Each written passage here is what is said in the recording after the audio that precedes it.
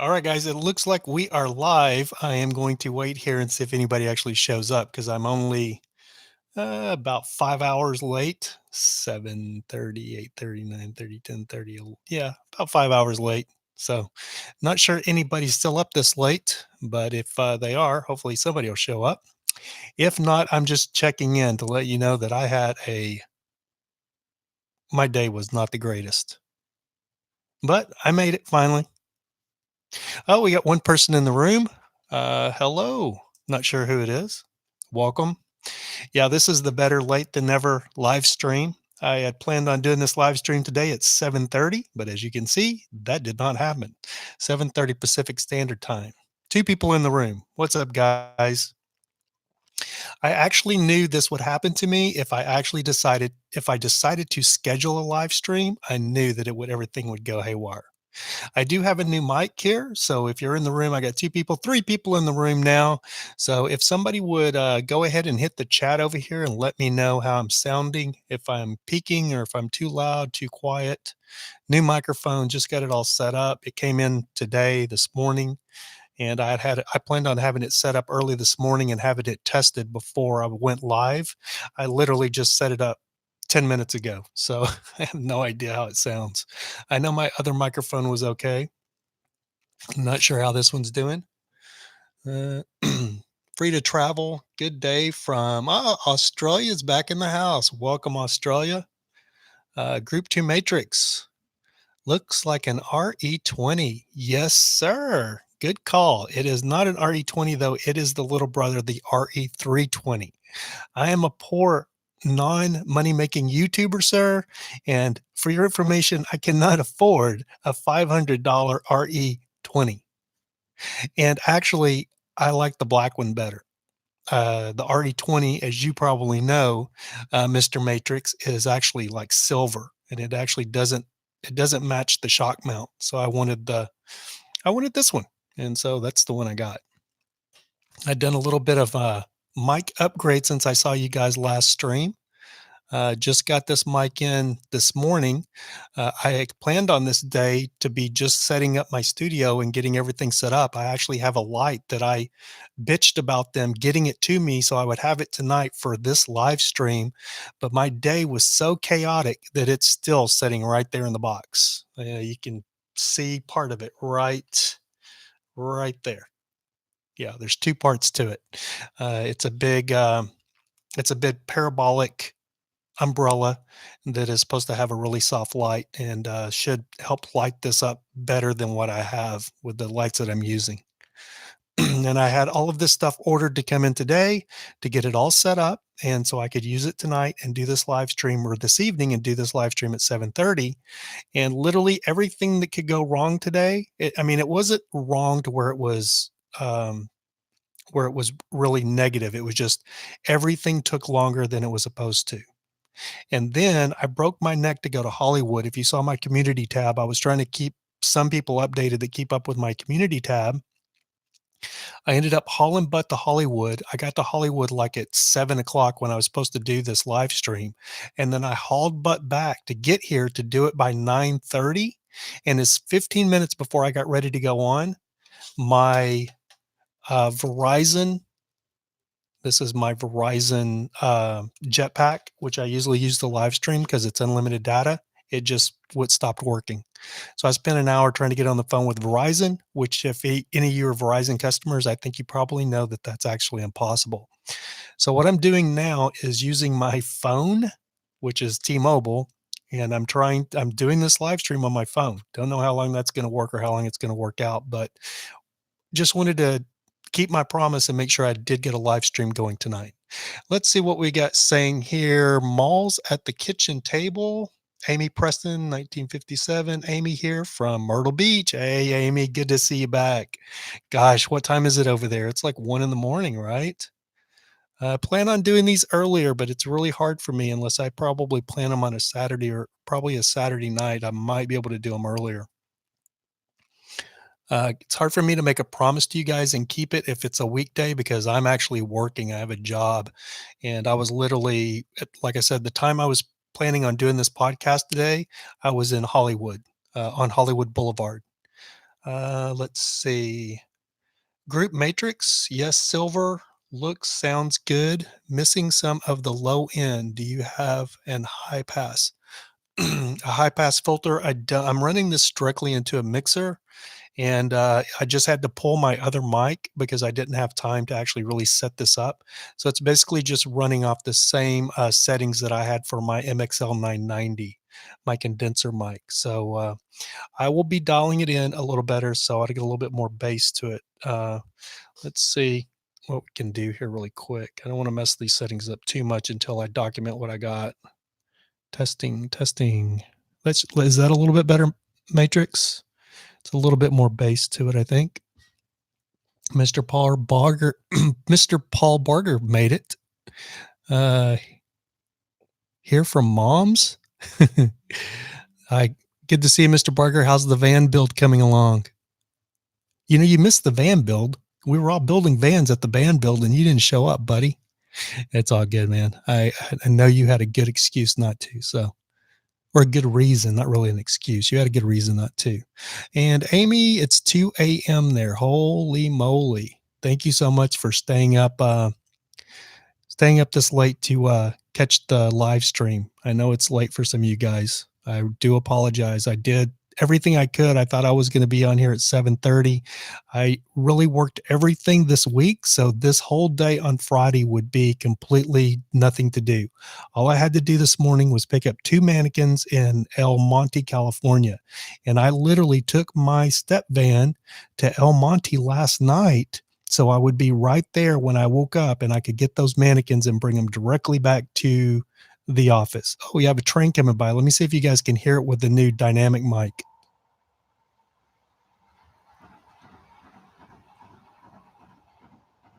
You guys hear? Did you guys hear the train that time? One reason I went with a dynamic mic and got rid of the condenser, or is changing up from the I went the directional instead of condenser, is this mic picks up a lot more background noise. This one's not supposed to. Mr. Paul Barger says, I am knee deep in construction. Yes, sir, you are. I saw your video, and you look like you have your work cut out for you, sir. Not as loud as the other mic. Oh, that's not good. I'll have to figure that one out. It sounds like I'll probably have to get a cloud lifter, or what is it called? Yeah, cloud lifter for this thing then, because I've got the gain set pretty high on the mixer there, Mr. Matrix. Hey, Trav man. Who else do we have in the room?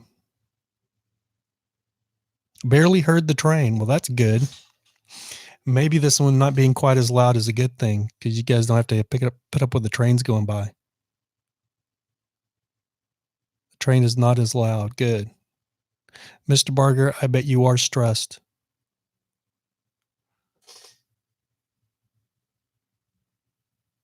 Oh, you want to see the mannequins? They are actually still in the box. They have to be put together.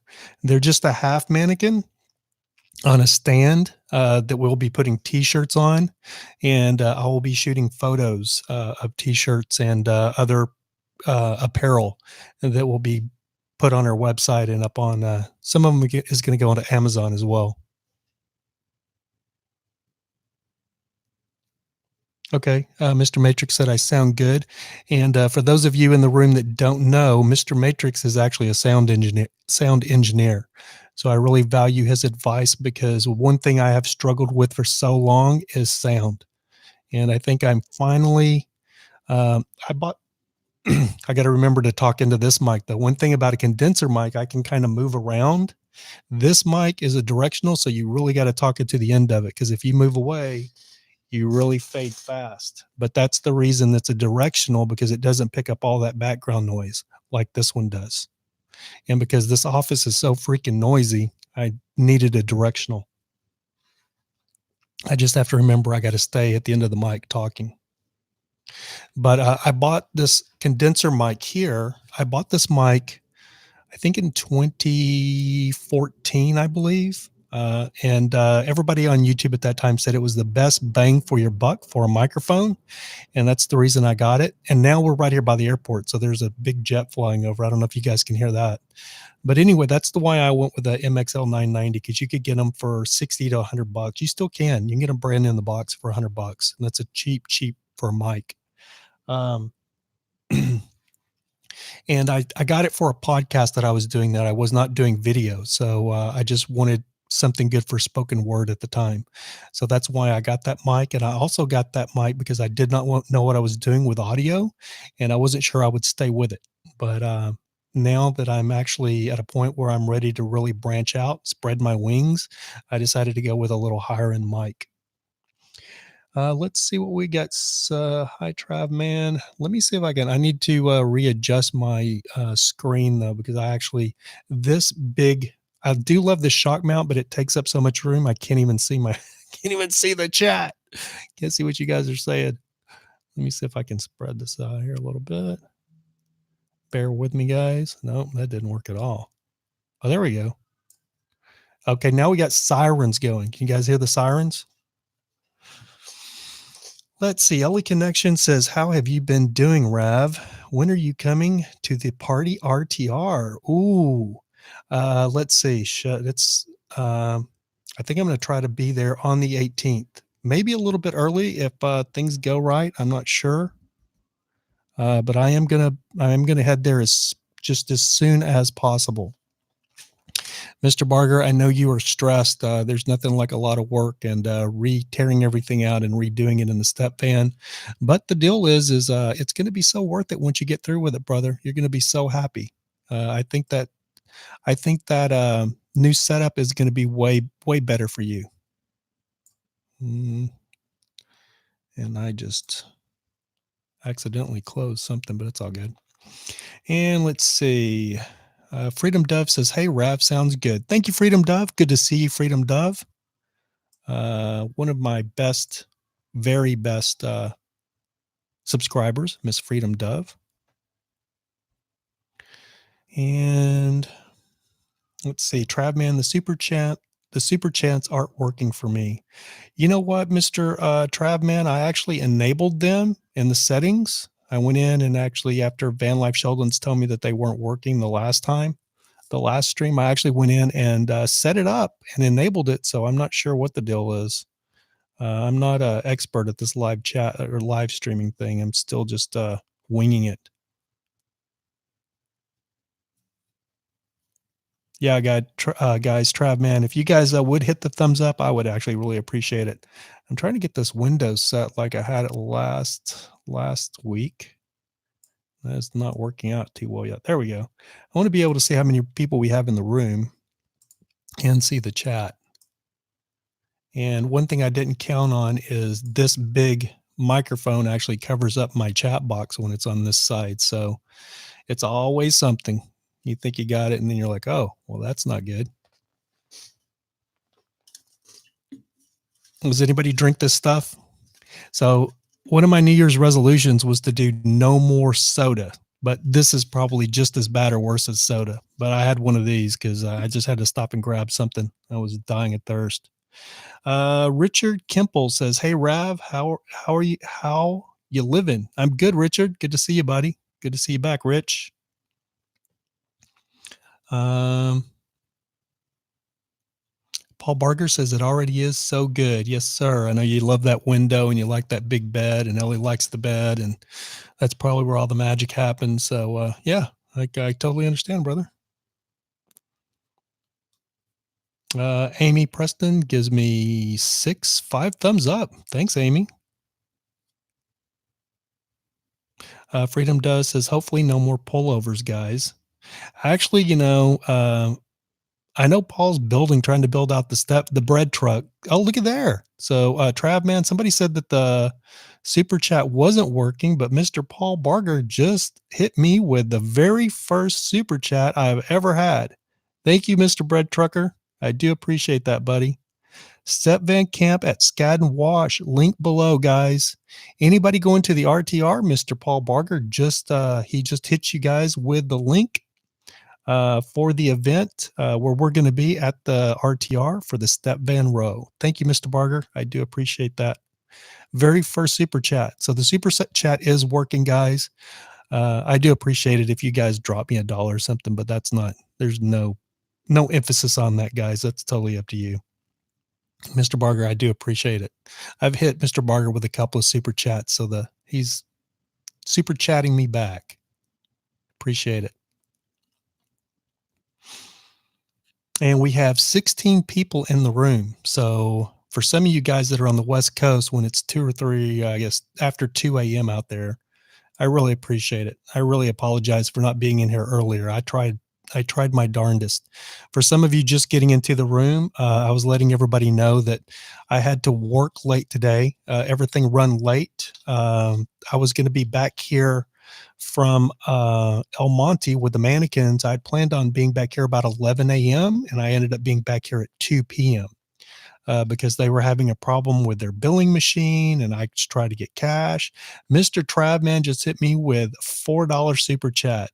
That is incredible, guys. I really appreciate that. Thank you so much. But anyway, so I made comment, or I posted in my, here comes another train.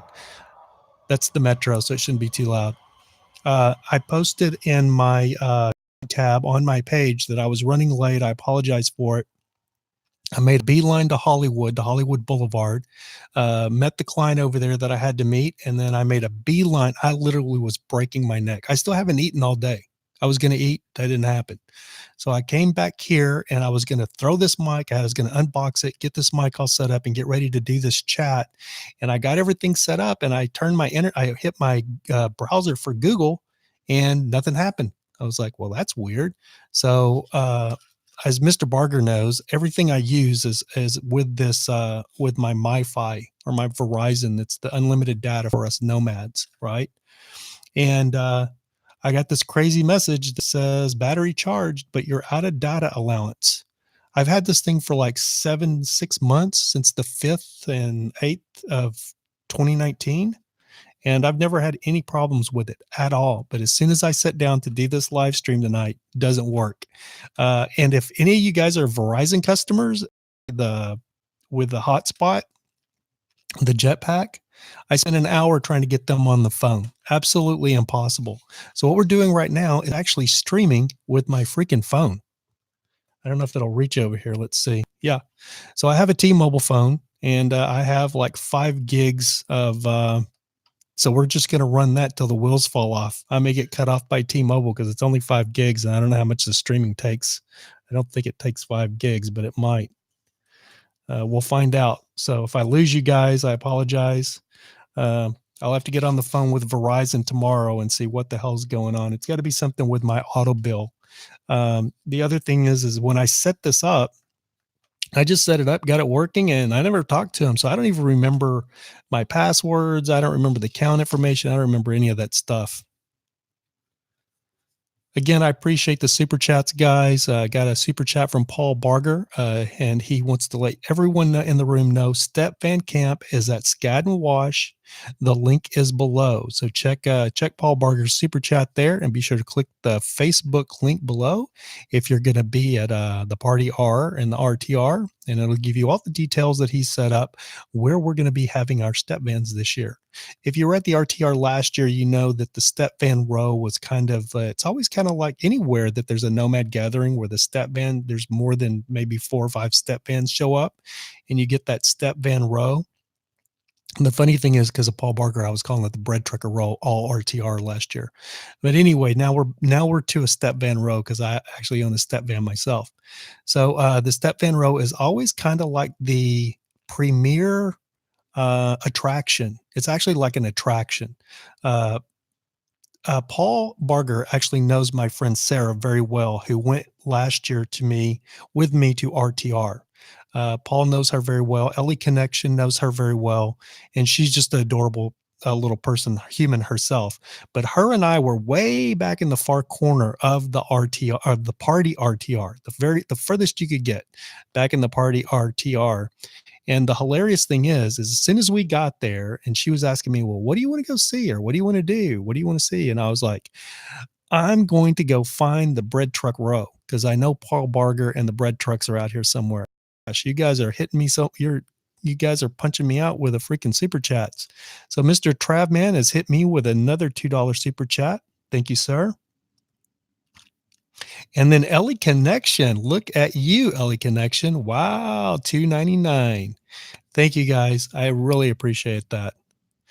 So Mr. Rick Kimple says, saw the post on YouTube. It's all good. Too bad you don't have food trucks close. Never been to LA, but got friends out there. If I come visit, I'm all about checking out the food trucks. Mr. Rick Kimple, there is a lot of food trucks, and it's actually Friday night, so I could actually go and get something off a food truck. But I don't like the way this looks. I just noticed this cord. That is going to have to be changed. I don't like that. Anyway, it was so much, it was actually very much more aesthetically pleasing with the other mic. It just like so nicely went right down into the mic. That made my OCD go crazy there for a second. Sorry, guys. Anyway, but back to the food truck. So this is something Mr. Rick Kemp. I have not eaten today, but I actually did get a gordita off a food truck about 2 o'clock, and it's in the refrigerator in the break room. So as soon as this live stream ends, I'm going to make a beeline in there and grab my gordita and heat it up in the microwave and feed myself since I haven't eaten all day. Mr. Ball, hey buddy. Oh, Mr. Rick Kimple said, hey Paul, and Mr. Paul Barker said, hey buddy. Just trying to go through your comments, guys. See if I missed anything. It's kind of hard to keep up here sometimes. I like to be able to check all you guys' comments out, but I apologize. I can't keep up with all of them. Ellie Connection still wants to see the mannequins. When I get them set up, Ellie Connection, I will put them back here. Maybe they'll be background in the background. They're only waist up mannequins. They're only for t-shirts. They're what's called considered like a ghost. It's called a ghost mannequin. They're all white. So what I plan on doing is putting, I've got a really nice Levi jacket that's got the fur in it that I bought for myself, but my fat ass, I probably just lost monetization. My fat behind can no longer get it. It's a little too small for me now. It's a medium, and I've grown into a large. I finally grew up. So yeah, I've grown into a large. I'm gonna have to get rid of the medium, and it's in such good shape. It's a beautiful Levi jacket with the what do they call that? It's the wool, the white inside of it. So I'm going to be shooting that and putting that probably on Poshmark or eBay or somewhere to get rid of that thing, so I can get me a large. And we're going to be shooting a lot of t-shirts, a lot of t-shirts. This hoodie is one of our hoodies. So this is a blank. This is what is considered a blank. I'm not sure if you guys can see it. Let me stand up. So anyway, this hoodie is a black one, and then I've got a dark blue one hanging right back there, and I wear both of them because I get them for free, you know.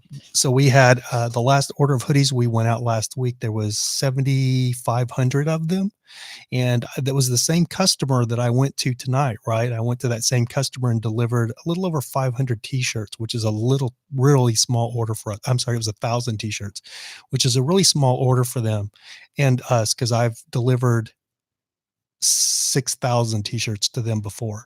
But anyway, I went and dropped off that small order, and they were hitting me up about the hoodies. And I said, what are you talking about? I said, we just dropped 7,500 off the other night and finished your order. They ordered 40,000 hoodies, 40,000.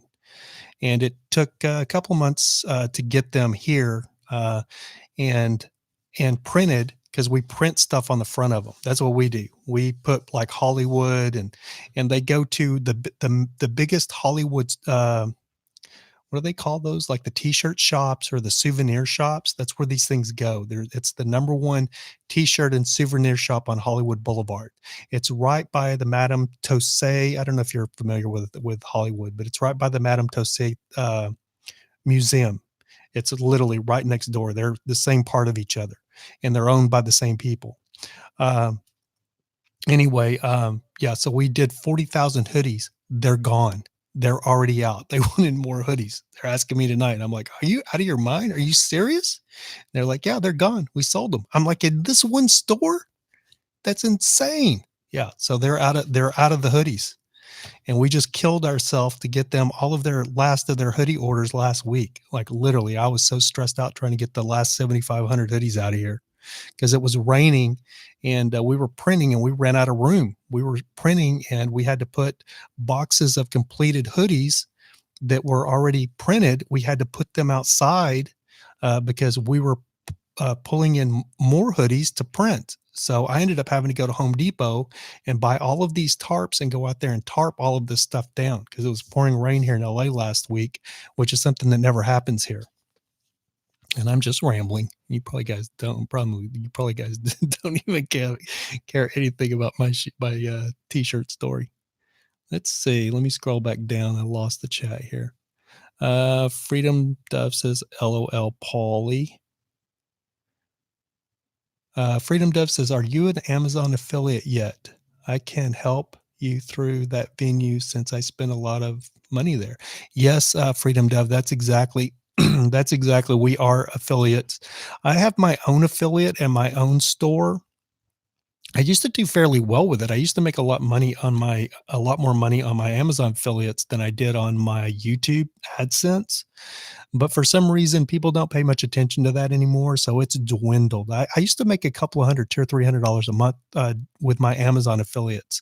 And then the funniest thing is Amazon said that about a year, 2 years ago, maybe they came out and they said, "Hey, if you are a certain creator, you can apply to have your own Amazon store."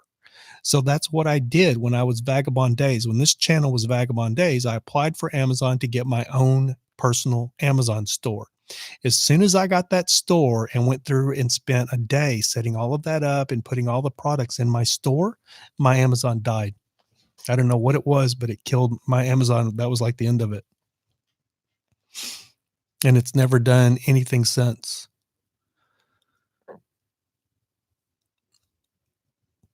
Freedom Dove says, get SodaStream and make your own drinks. It's very versatile, which you can create your own concoctions.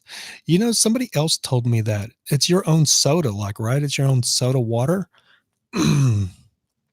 Excuse me, guys. I'm a little bit hoarse tonight for some reason. Paul Barker says, you can follow my Amazon link, Freedom Dove. Yes, Freedom Dove. You can follow Paul Barker's Amazon link. Jay Bird, what's up, buddy? Jay Bird, very impressive. I like that Volkswagen. I like your Volkswagen bus avatar. It's little tiny. I have to figure out. Somebody tell me how to blow this freaking chat up. I want the chat bigger. It's like this little tiny thin, and when I pull it out, it doesn't make it any bigger. It just makes the window bigger. Oh, we might have a freight train coming here. No, it's the metro. Let's see. Oh, Elite Connection says, what happened with your RV sale? Absolutely nothing has happened with my RV sale, Ellie Connection. I'm still trying to sell it. I actually have a potential buyer now, though. I have a young lady that's from Kansas City, Missouri, who is very interested in Bertha. She doesn't want to spend the money to travel out here, though, just to look at Bertha. So luckily she has a friend in Long Beach, California named Michelle. And I actually used to live in Long Beach. So Michelle and I kind of hit it off because I know Long Beach very, very well. And she actually was born and raised in Long Beach, which is something you don't find very often. But anyway, her friend Michelle is coming to look at Bertha on Sunday. And I've got a few people lined up to look at Bertha on Sunday. Group 2 Matrix asked me again, yeah, did you sell Bertha? No, I have not sold Bertha yet, but I have a potential buyer. Tasha Teeling. Hey, Tasha. I don't know if I saw you. You made it into the room. Good to see you. It took me 6 months to sell my camper. I got everything I wanted for it, and the buyer is happy. Win-win. You know what? That's exactly what I'm looking to do. I've actually had most people don't know this. My camper, I got my Snap-on truck in March. Let's see, I picked it up in Sierra Vista, Arizona on March the 5th or 6th of last year. So, my other camper, Bertha, has been sitting in my buddy Noah's driveway this entire time, and still haven't freaking sold it. But I really haven't done anything to really promote it too much. I just really got on the bandwagon and really started trying to sell it. Mr. Barger says, I got to go to sleep. Lots of love to all. Love you, Mr. Barger. Thank you so much for stopping in. And good luck, buddy, with the work on your bread truck. I know I'm sure we can work on it some if you don't get it finished up. I mean, well, I'm sure we can work on it some. Uh, Tasha Tasha Teeling says it'll sell. You just have to be patient. Yeah, exactly. I mean, it's you know, I really the most important thing I want it to go to somebody that'll really appreciate it and take care of it. I'll be honest with you guys. I had a couple of buyers that looked at it. I had a couple of single moms that looked at it, and one of them I think she could have handled it, but one was looking at it more in desperation because she couldn't afford her apartment anymore.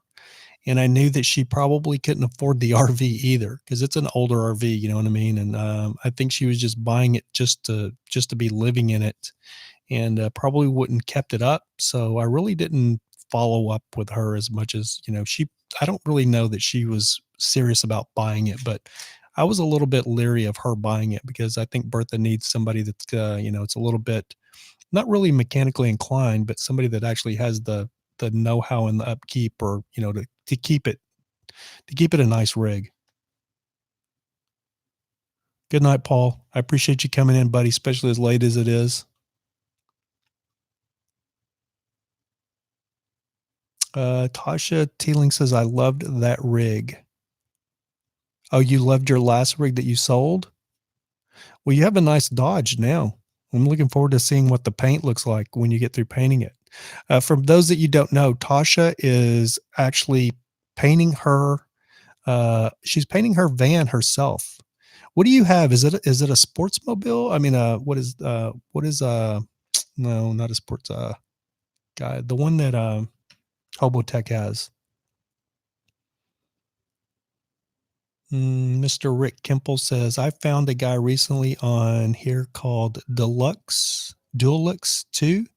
Young guy from Virginia that builds camper vans. Amazing creative both for utility and style. Ooh, I will have to remember that comment, Mr. Kemple, and check that out myself. Dualex, Dualex 2. Yeah, I'll have to check that out because um, I like people that can build a little bit different than what you normally see.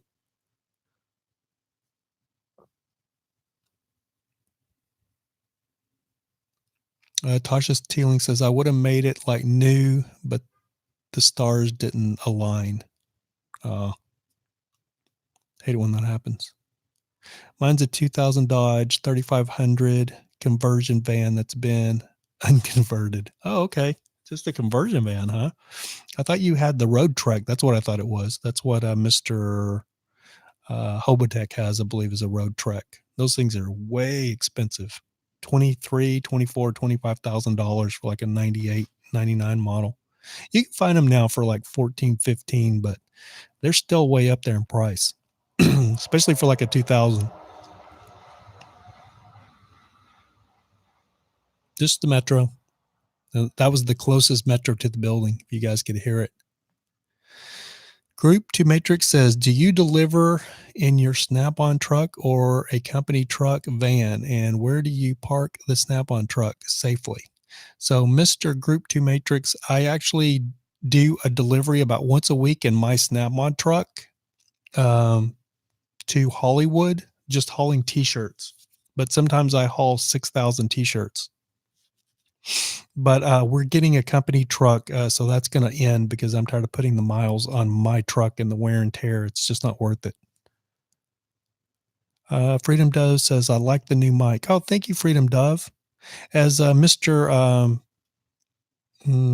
Matrix said, I'm going to have to probably dial it in a little bit. I know the sound's not perfect on this one, and I've got a pop filter for this, so I'm hearing a little bit of pop every now and then on my plosives here. Did you hear it?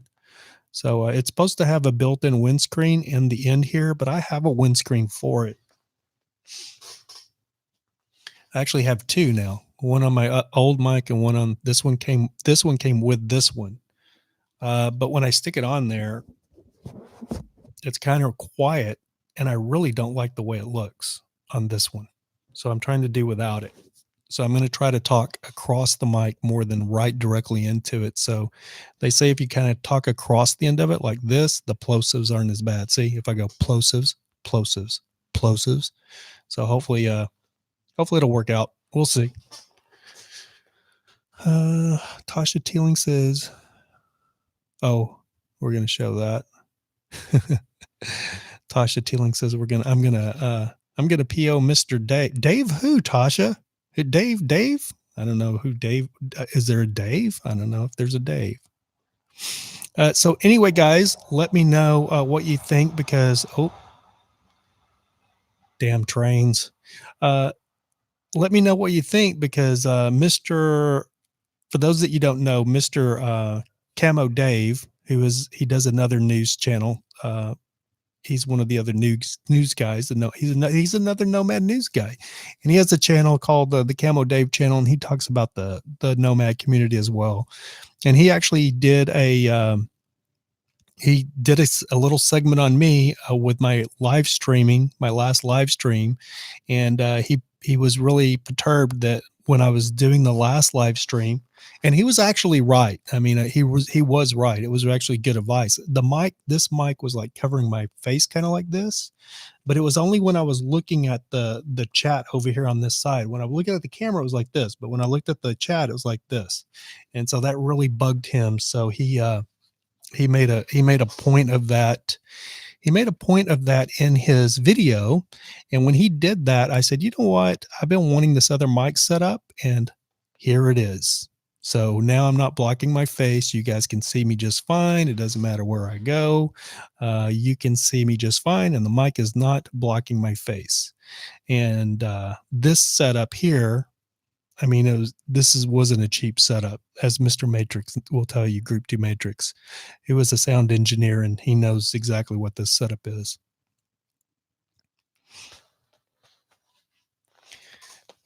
This mic, I think I paid, it comes in a really nice hard shell case, but this MXL 990, I think I bought this thing brand new for $129.99, probably 5 years ago. And now you can find these things used for like $69, but they're great mics if you're just getting started, or if you just want to try an XLR or a more professional mic. And they make one of these in USB too, but it doesn't sound like it does on an XLR. Does anybody know what the hell I'm talking about?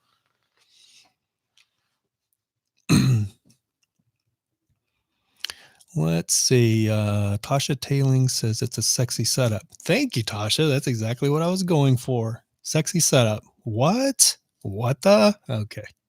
Take it easy. Tasha Teeling says, I'm not that rich. I spent $2K initially, then poured money into it. You know, hey, that's the way we got to do it sometimes. There's no shame in that game. Because the truth is you can get a conversion van.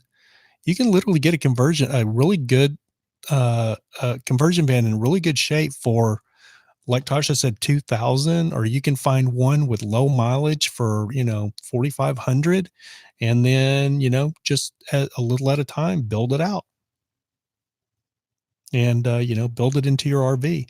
And the thing that one thing about my rig Bertha, which as much as I loved Bertha or love Bertha, the one reason I decided to get the Snap-on truck and do my own conversion is just for the simple fact the Snap-on truck will hold so much more weight. So, I mean, I've got like a 10 cubic inch refrigerator in that thing. I'm putting a 24 volt system in it.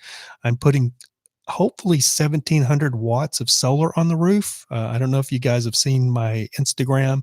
It shows my solar panels that I'm going to be putting on that are 425 watts, and there's going to be 4 of them. My solar panels are actually taller than I am. I'm 5'10", and the solar panels are 7 foot by 4 foot wide. And I'm hoping to squeeze 4 of them on the roof. Oh my gosh, Ellie Connection, you are too much. She just hit me with another super chat. Thank you so much for the sexy mic setup. Thank you. Travman says XLR is a different type of plug on the end. It goes into the mixing board and USB plugs into the PC. I know a little bit. Yes, sir, Travman, you're exactly right. And there's nothing wrong with the USB, but the USB is the easy way to do it because it literally just plugs right into your computer. You can buy this mic in a USB and it'll plug right into here, and you can get a stand like this, and then the cable on the USB mic of this version will come right out, and you can plug it directly into your laptop or your computer into the USB, just a regular USB socket. This mic and this mic are XLRs, so they go into like a big soundboard, a mixing board, and I have a Yamaha MG10XU, which I used to have. It's back over there on the shelf. I used to have a Behringer. Oh my God, I can't remember what the hell it is, but it's a Behringer with the 2 mic inputs. And that thing was a piece of, it worked for its time. Yeah. I mean, that's what I started with. I spent the least amount of money I could spend to get a podcast going when I first did my podcast. And I got the cheapest audio stuff that I could buy because I really didn't know what I was doing, and I didn't know if I'd be able to figure it out, and I didn't want to invest a lot of money in gear that I would not ever use. Freedom Dove, nice, Ellie. Thank you again, Ellie Connection. Travman, click on the chat screen area, hold down control button, and scroll up and down on your mouse to make it bigger or smaller. Oh, now what?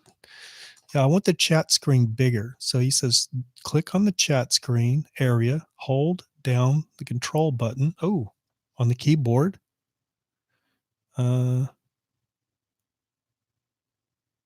Scroll up and down on your mouse to make it bigger. Let's see if that works. Oh, good call, Mr. Yeah, there we go. Oh my gosh. Thank you so much. Oh, wait. It just clicked out though. Oh, there it is. Wow. That's a little too big. I went a little too crazy. Let's shrink it a little bit. Let's see. Sorry guys, bear with me here. We're trying to set this up a little bit different after I got some insight on actually how to make the screen bigger or the chat window bigger. I have this big 34-inch curved screen though, and it won't let me. There it goes. Okay, cool. Got it. Now I can actually see the freaking chat. I was over here like struggling to see what you guys were saying. I actually see it now. Thank you so much for that information. I would have never figured that out. As easy as it was, I would have my idiotic self would have never figured that out. Thank you, Trav, man. That was awesome. I've got it set, but I kind of want to make it just a little bit bigger. So hold control and scroll the wheel. Making it smaller. Dang it. There it is. Perfect. Thank you so much, Trav, man. That was freaking awesome. I knew there had to be a way to do that. I just could not figure it out. So we got 19 people in the room, 13 thumbs up. Thank you guys. Okay, we got to get one more thumbs up. Somebody hit that thumbs up because 13 is not a good number. Well, it's Saturday now though, right? It's not Friday anymore. What time is it? Oh no, it's in my neck of the woods. It's 11:36. So it's Friday. There we go. 15. Thank you guys for saving the day. So now we got 19 people in the room. We got 15 thumbs up. Thank you guys. And thank you, Travman. Travman just helped me out with my screen. So now I can actually see everything amazing, exactly like I want it. This is really coming along. I'm excited. That really helped a lot, Travman. Group to Matrix says, good night all. Got to go to a wedding tomorrow. Hey, Group 2 Matrix, thank you for stopping in, buddy. I know it's probably really late over there where you're at. If I might have lost you already, but I might have missed you leaving. I apologize. I was messing with my screen there. Moss on the kitchen table. Amy Preston, will you need a vent on top with all of that solar? I have a vent on top, Amy, and I'm still thinking. My buddy and I, Noah, did some measurements, and we think we can put two or one solar panel on the back where the vent is. I have a fantastic fan, and then three on the other side of it, and leave the fan, because I do not want to build a platform over the fan that sticks up too high on top of the truck. I want to try to get away from doing that if possible. And I'm going to be putting I'm going to be taking the fantastic fan out of my Snap-on truck and putting excuse me. I'm going to be putting the exact same 7500 Max Air fan with a remote that I put in Bertha. Yeah. I love if you guys now, I've heard a lot of people complain that their Max Air fan goes out or whatever. I haven't had that happen, but if for years when I was researching what kind of fan I would put exhaust fan in my rig, I was so in love with a fantastic fan because I just thought it was so neat that it has that rain sensor that if you leave it open during the day and you're away from your rig and it starts raining, it senses the water and it actually closes automatically. I thought that was the way to go. And I saw the Max Air at Camping World, and I thought that thing was the biggest ungodly contraption that wasn't an air conditioner that looked like a mini air conditioner. I was like, I don't want that on my roof. But then I talked to somebody. I was getting ready to purchase a fantastic fan, and they go, "Why in the world are you doing a fantastic fan when you can get a Max Air for the same price with a remote that'll come on by itself and it's got the auto set temp and all that?" And I'm like, "What?" I'm like, maybe I actually need to stop and actually do some research on this Max Air. I just written it off because I thought it was ugly. So once I found the smoked version, I do not like the white one, the one that's all white that you can't see through. I do not like that one. The 70, which is the 7000, and the 7500 is the one that's smoked glass. So it's like a sunroof. You can see through it.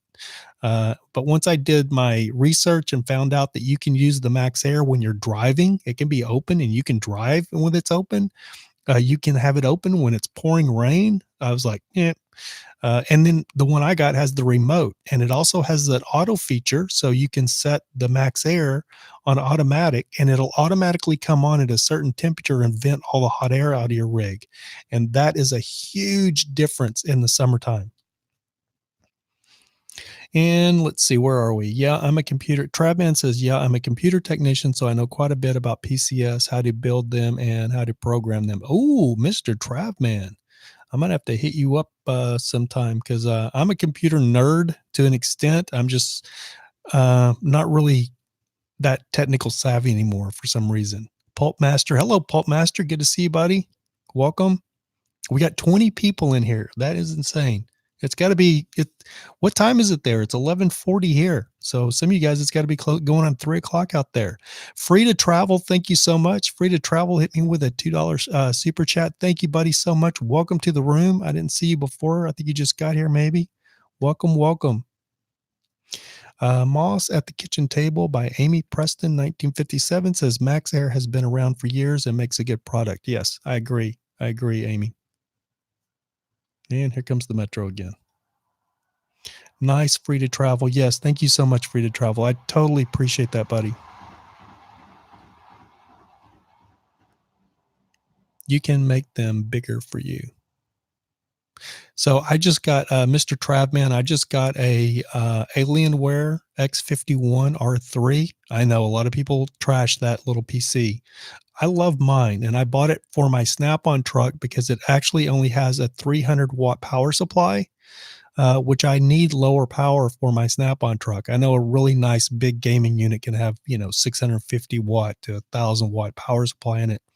I don't want to be doing that. I wanted the smallest gaming unit I could use, and I've been playing Apex Legends on that thing. I've been playing Warface on it and everything. It came with the GTX 970 from the factory, from the Alienware, which is Dell now. I think most of the computer nerds know that. Tell us about your chair. Oh, this is a Techni chair, and it is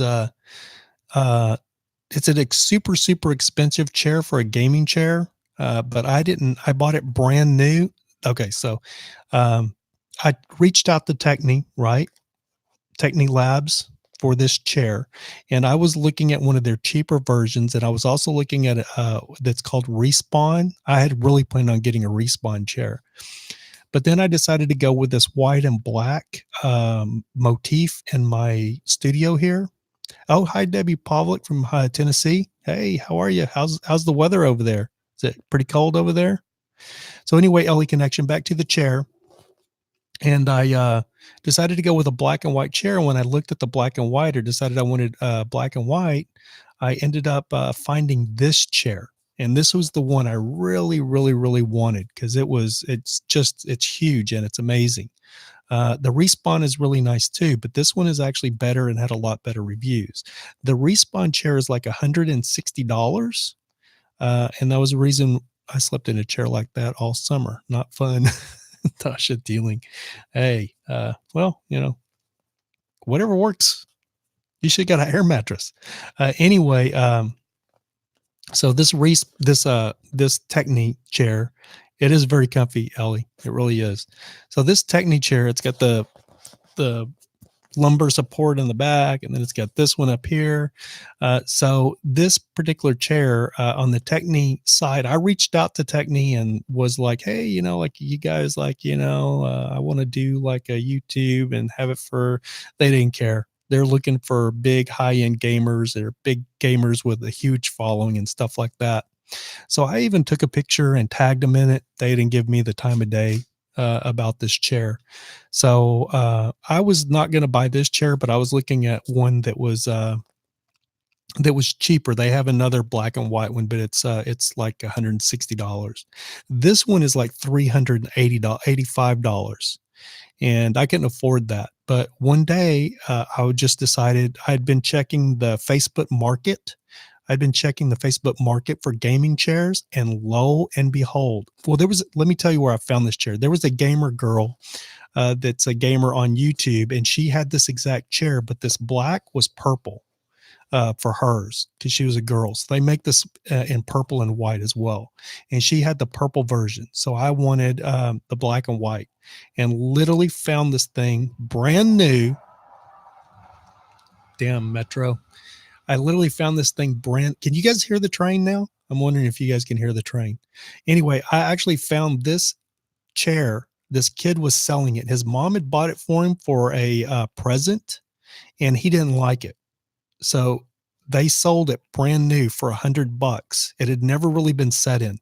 I literally, as soon as I saw it, I hit them up in the messaging on the Facebook market. And I'm like, I thought it was a mistake, because this chair is $384 and it was listed for $100. So I thought somebody had either broken into a house and stole it or something. So I got on there and I sent them a message. I'm like, hey, is that just this chair still for sale? And they're like, yep, it sure is. And I'm like, it's brand new? And they're like, yep, it sure is. I'm like, I'm on my way to get it. So I literally jumped in the truck and drove like 45 miles one way out to grab this chair. Pulled up, and the young man he had it in the back of a pickup, and he pulled it off, and we stuck it in my Snap-on truck, and I brought it here. And it's really nice because it's got like a pleated seat.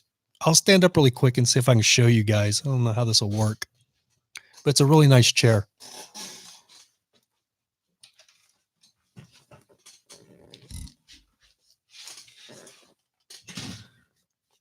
So the seat is all pleated, and the back here is all pleated, and it's got this pillow that goes up or down for your lumbar.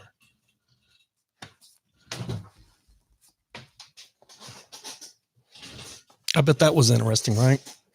Anyway, yeah. So I just got a notification from Camo Dave, and it says, Box Truck Corey, rest in peace. I'm trying to remember truck Corey. That actually sounds very familiar. So I'm gonna have to look into that myself. Does anybody know box truck Corey? Box truck Corey. Oh my gosh, that's the guy with the. Oh wow, that's the guy with the box truck that looks kind of funny on the end. That had like the. I know exactly who that is. I think I actually did a story on him in my first or second video. Ellie Collection says it looks like a really nice chair. I really like it. I like it, Ellie. I kind of like the way it looks. Travman says Alienware is top of the line computer for Dell. That is correct. Yeah, it is, Travman. Uh, I think anybody that's into computers know that you can build your own. You can build your own computer, your own gaming system for a lot less money, and it'll be a lot more powerful than what you're going to get probably from Alienware, which is going to be a lot more expensive. But if you're just buying something, uh, Alienware is the way to go. I'm actually a little bit sorry, guys. I'm a little bit taken aback by this notification from Camo Dave that box truck Corey passed away. Wasn't expecting that one. Yeah, that's some really, really, really sad news there because he was not that old of a guy. Huh. So I'll have to get on that one in the morning and see exactly what is the story there. Yes, Adina. So wow, I'm a little sorry guys, I got to kind of gather my thoughts here. That kind of took me by surprise. Wasn't expecting that one. I just saw him at he was at the van build and he was at RTR. He was parked away from us, out there with a buddy of his. They were camping away from everyone, kind of back over by themselves, but they were both out there. I would see his truck going down the road at the at the van build. Sorry guys, I'm still looking down here at the notification. Um yeah, so that's hi Adina. Good to see you. Um So Amy Preston says box truck Corey was in the hospital. Many health issues went down fast. Oh, okay. Oh, you know what? I do remember that. I do remember that he had been in the hospital. Yeah. You know what? I talked to him. I actually, him and I had been talking to each other um, when he was in the freaking hospital. How crazy is that? I'm trying to remember. I think it was on Instagram that we were. I may lose you guys because I'm messing with my phone, and that's what I'm using to stream tonight. I'm looking at my messages here because, it's funny you say that, Amy, because when Box Truck Corey went to the hospital, I was the one he was talking to. I was the first person that he reached out to. Let me see if I can get to my messages here.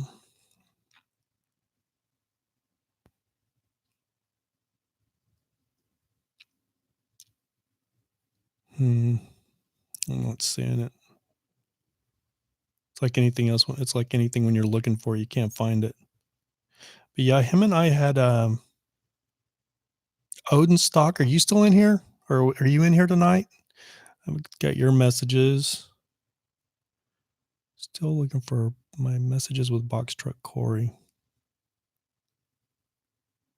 Anyway, I'll find them and probably put them in my next episode of Nomad News. Because he had reached out to me and he was going to come on. He had wanted to come on when I did the interview with Paul Barger. Some of you probably saw that. Not the one where we did at Van Build or a Boondockers Bash. Sorry. Not the one where he was in my truck, but the one where he called in. Sorry, guys. The one where he called into the show and I had to hold my phone up because I couldn't get it to work through the mixer. I had talked to Box Truck Corey, and he wanted to call in and do that. He wanted to do the same thing as Paul did, and then it just never happened. Yes, LA Connection. That is some serious Nomad news. It's weird how many nomads are having such horrible luck at the beginning of this year. It's kind of scary. I mean, right at the beginning of the year. Rick Kemple said his heart stopped twice. Lungs filled with liquid, was too sick to operate. Ooh, where did you get? Where did you get that news at? Where did you get that news at, Rick?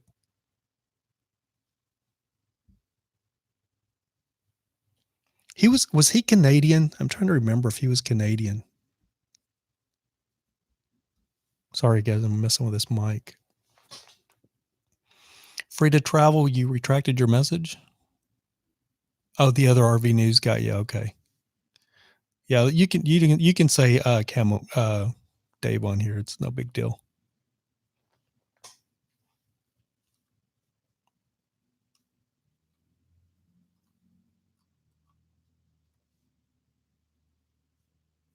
I googled it and clicked on the video link. Gotcha. Thank you, Rick Kemple. So if anybody does want to know exactly what's going on or what happened to Box Truck Corey, you can actually. It sounds like Camo Dave actually did do. He got the scoop on that, so you could probably head over to Camo Dave's channel and see exactly what happened, because that's what I'm going to do. If nobody's texted me, or I didn't hear anything from from anyone. Amy says yes, he was Canadian. Man, he was so working on that truck, is too. He was working on that, getting that truck exactly like he wanted it. The first time I saw Box Truck Corey, though, was I actually saw him on none other than the Van Guru himself. I saw him on Bob Wells' channel probably 2 or 3 years ago. 2 years ago, Bob Wells did the first tour video of his box truck. If I'm pretty sure I'm correct on that. I know the first time it was Blind Views. It wasn't Camo Dave. Wow, not Camo Dave, Blind Views. Thank you, Rick Kemple, for thank you for clarifying that, buddy. So everybody, give you all the wrong information. It wasn't Camo Dave. I'm sure Camo Dave will do a follow up pretty quick, but it was actually Blind Views that got the scoop on Corey. Tasha Teeling says life is fragile. Poor guy. That's exactly right, Tasha. Life is very fragile. We really take it for granted. I usually don't really share really personal stuff with on the YouTube, because I don't want people to be giving me sympathy.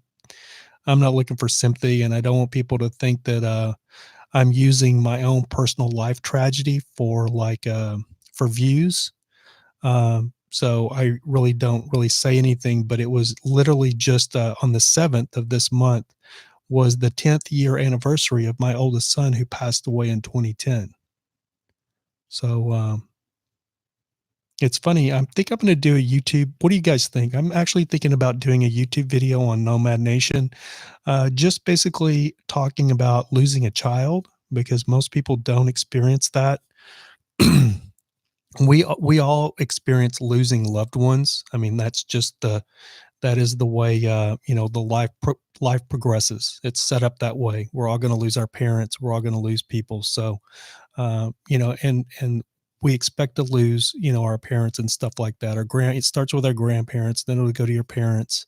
My dad actually just turned 80 years old, though, on December 30th, and he looks like he's 60. So I'm hoping he'll stay around a while longer. But anyway, yeah, I'm actually thinking about doing a video, because I'll be honest with you guys. Like they say, time heals all wounds and stuff, and that is actually not true. There's certain wounds that time actually doesn't heal it. You just learn to live with it, and it does get easier over time to live with, but it never heals.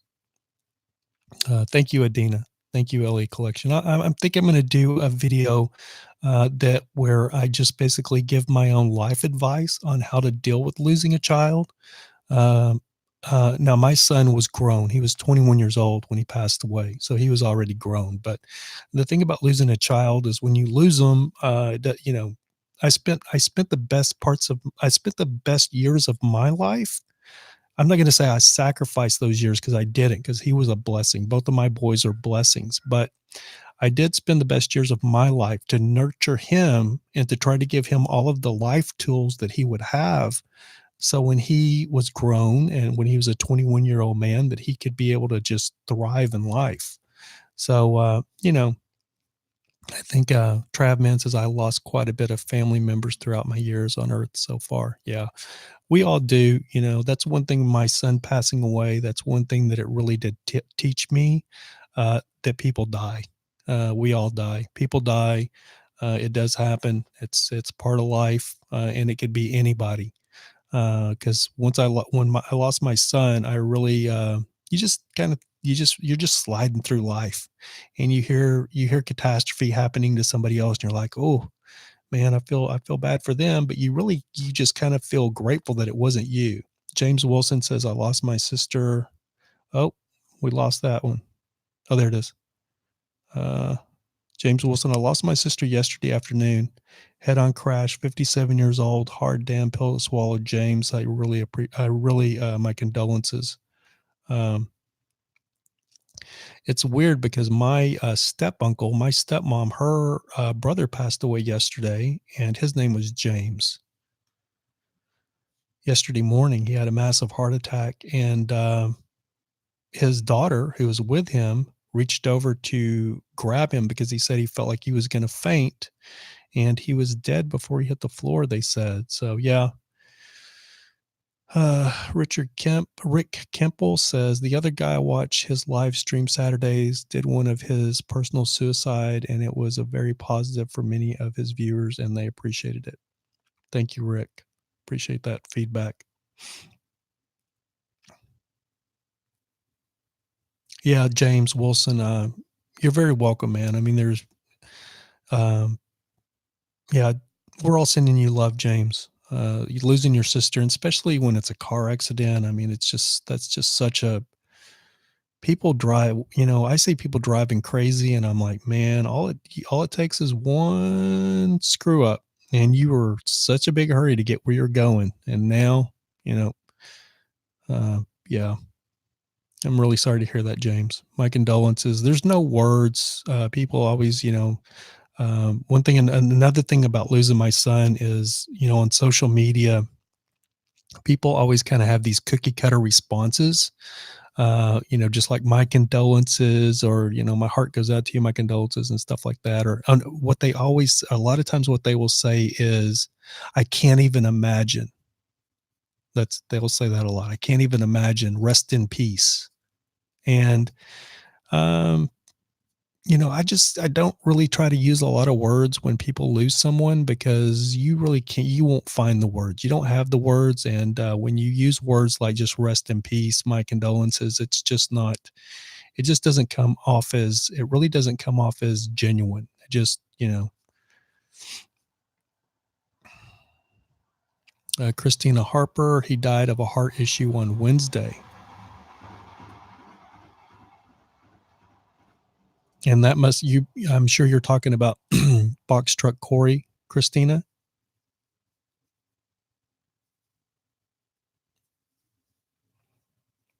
And Amy Preston says, love and prayers to you, James, if you didn't see it. Christina Harper, according to that guy you said, yeah. Well, we lost a Nomad in the community right here at RTR, and I guarantee you he's in courtside still. I mean, I would almost bet you money, because he was all over courtside, and he was all over Parker at the Van Build and the Boondockers Bash. Oh man. Tasha Teeling says, some lady started a fight with me for not pulling out on a 3-lane road in rush hour traffic the other day. Baby on board sign in her window with a middle finger to me. This life isn't worth rushing. It's so funny you say that. I had a guy that did that to me yesterday as well, and he was just mad because I was getting on the on-ramp. And for those of you that don't know, I think everybody knows, but maybe you don't. There's 24 people in here. We have 17 thumbs up. Thank you guys. For those of you who don't know, I have a a Freightliner MT45 Snap-on truck, a retired Snap-on truck step van that I live in. This is my office, my studio where I work. But you're not going to win any races in that thing. You know, it's a big truck. It's an MT45. And so I'm getting on the freeway and this guy is so irate. I look in my side view mirror and he's shaking his fist at me. And he's just like, he's so irate because I'm not going fast enough entering the freeway for him.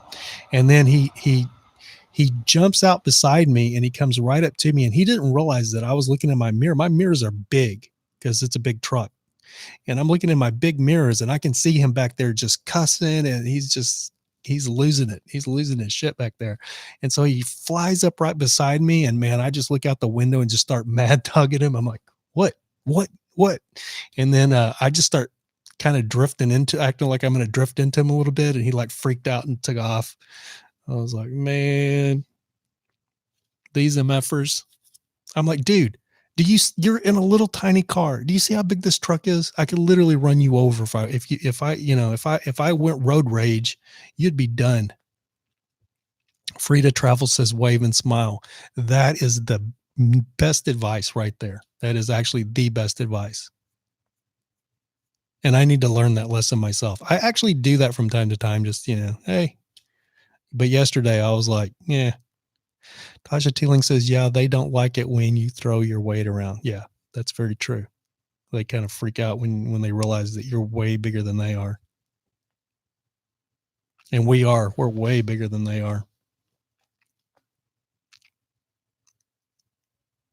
Adina says, laughing LMAO. It's always the smaller cars with the attitude. It is absolutely, you nailed it. It's always the smaller cars. Every now and then, I mean, like every once in a blue moon, I'll get some dude in a jacked up 4-wheel drive pickup or something that, he'll get a little attitude, but it's 9 out of 10 times it's the little tiny cars. The Priuses. Oh, that's one thing that happened to me tonight that I almost lost my cool is I'm going down the road and it's a green light and this jack rabbit in a Prius, a white Prius, decides he's in the fast lane. There's 3 lanes of traffic, 1, 2, 3, and we're on just a city street. We're not on the freeway. We're on a city street, and I'm coming up to an intersection, and my light is green. So I'm in the fast lane. I'm in the left lane in my big truck. So I'm moving along. This mother gets to the light and decides he wants to turn left. It's solid cars in the turning lane. There's no place for him to get in and nobody will let him merge. So what does this MFer do? He literally stops right in the lane with his blinker on. And my light is green and I can't go because he's just sitting there. Oh, yeah. Good times. Ellie collection, 4 bunnies. Amy says, yes, Adina, I drive a big black Suburban and I just smile at them. Good job, Amy. Out there, is the road rage that bad out there though in Myrtle Beach, South Carolina? I thought you guys were all like, hey, how are you?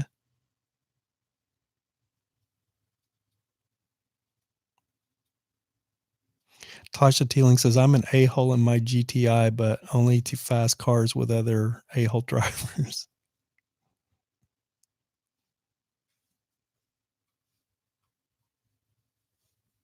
Gosh, how long have we been going here? Oh, we're a little over an hour, guys. How's everybody feeling? We can go to 1:30 or we can kill it here at 1:15.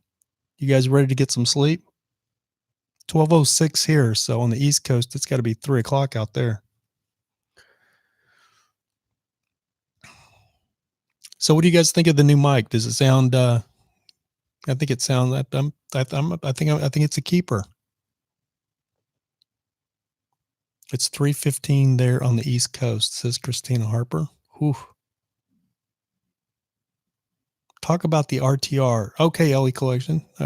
Ellie Connection. Myrtle Beach is great. Kansas is bad. Lived there for over 20 years. Okay, yeah. Feel better now that I have coffee, James Wilson says. Oh, Ellie Collect Connection Step Van Row. Yeah. So, is anybody coming to the RTR? Just type RTR if anybody's coming to the RTR. Anyway, if you're not coming to the RTR, let's see, free to travel. I'll go and cook tea when you finish. Okay, cool. I'm gonna go get something to eat as well, or my gordita out of the freaking fridge, warm it up. Paul Barger is the bread trucker. I'm sure all of you know. His girlfriend is in the room, Ellie Connection, and we are going to be. Uh, Rick Kimples, has anyone else been watching Nomadic Fanatics Wednesday Health Challenge updates? Yeah, he's been sick, so haven't been keeping up with him too much. Tasha Teeling next year, just like the last 3 years. Yeah, I used to be there as well. It was always next year. Anyway, so at the RTR, guys, we're going to have a step van road. So I'm not sure if it's going to be over where it was last year or if we're going to move it over to the party R. I sent Paul Barger a text today, and I suggested that we actually move it over to the party R, or even where Hobotex Camp is going to be. But we're going to be at Skadden Wash, which is exactly where the RTR was last year. So Amy Preston says she's going to do the RTR 2021. So yeah, we're going to be in Skadden Wash. Hobotex Camp will be right there on the main road on the other side of the party R. Tasha Teeling says I could roll out there right now, but I don't feel that ready. Yeah, I totally get that, especially with all the stuff you got going on with getting your van painted. Have you started painting that van yet, Tasha? How's that coming along? What are you spraying that with? You got a compressor? Are you spraying it like with a real paint compressor, or are you rattle canning it? I'm kind of curious.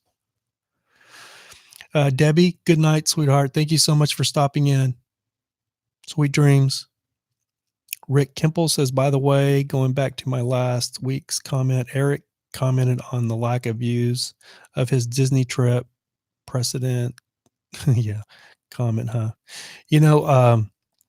Just so you know, Rick, with the new COPPA thing that's going on, Ellie, I will get back to the RTR, I promise you, and Step Van Row.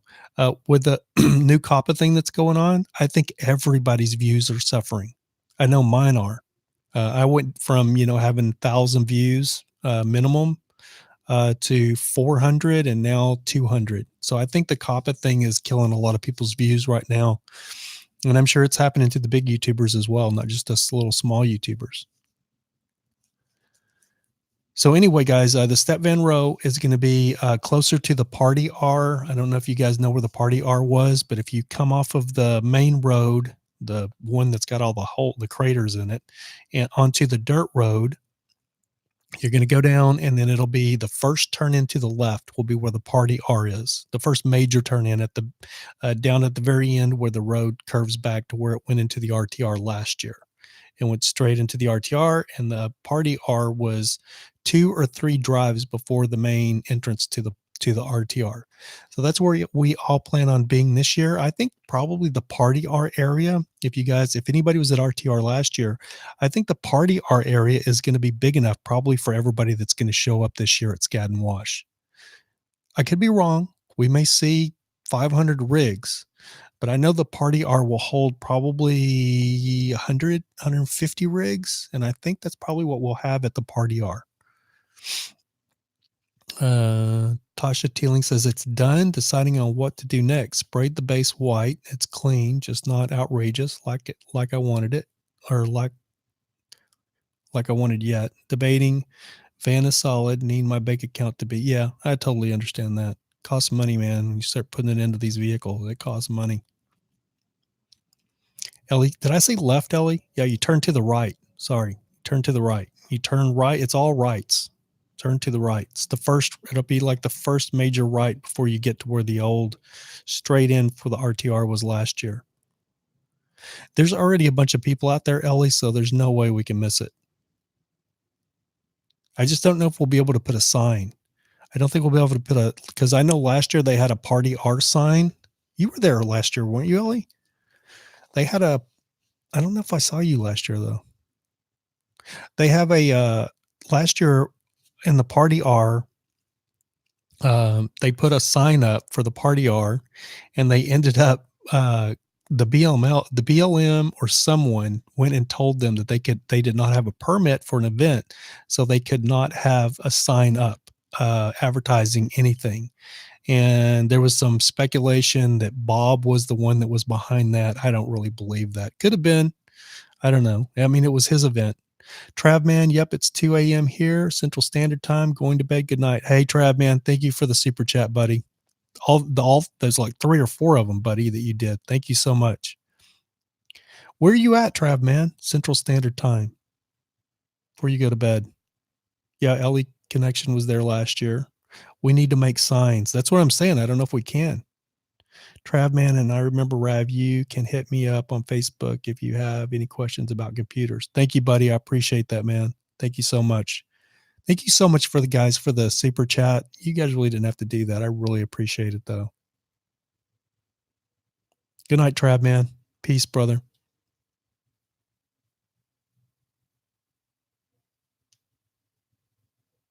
We still got 21 people in here. Rick Kemple. Eric made a video, and now on his intro, he has a disclaimer under the channel title. What, for the COPPA stuff? Good night, buddy. Good night, Trav, man. Yeah, that's actually kind of funny. The COPPA thing, guys. I mean, I have seen so much of this stuff happen over the years with different things, and it never amounts to hill of beans. Everybody panics and everybody freaks out, and there's like an initial something that happens, but it's never the doom and gloom that everybody talks about. It's gonna be. I actually think. No, I got another notification. Honestly, I think the COPPA thing it sucks right now because, like I said, my views are like if I get 300 views on a video, I'm lucky. But what I think is, I think that in the long run, it's going to be better for the YouTube community and all. I think YouTube is actually finally growing up. Oh, you're in northern Wisconsin. Oh, that's right. We talked about that the last time you were in here. Yeah, I've been all over I've been all over Wisconsin, Oshkosh, Manitowoc, Madison, Milwaukee, you name it. Tasha Teeling says government threatening to sue its own citizens, dismantle it all. I agree. I'm a libertarian. I agree with that. Yeah, that's it. You're in the La Crosse area. That's right. I remember Mr. Kemple. Oh, Travman's in the La Crosse area. That's right. You're in Wisconsin too, though, aren't you, Rick Kemple? Weren't both of you guys in Wisconsin? The last chat. My dementia's setting in, guys. I'm sorry. I can't even remember anything anymore. And I just want you guys to know the sacrifice. Yep, Trav, man. Okay, you guys are both in Wisconsin. I want you guys to understand. I know it's not nice to point, so I'll point at myself.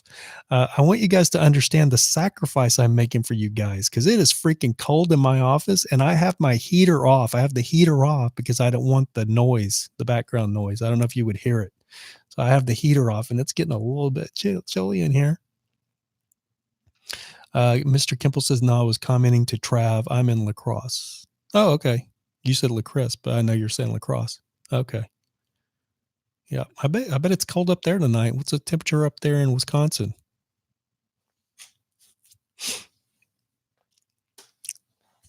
It's funny because, Wisconsin is like Central Standard Time because it's like, oh, I lost it.